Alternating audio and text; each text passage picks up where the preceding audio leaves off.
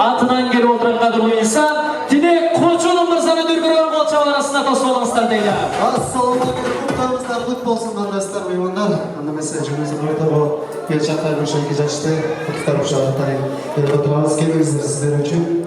Charchagan bo'lsin, qaramiz. Keling ana.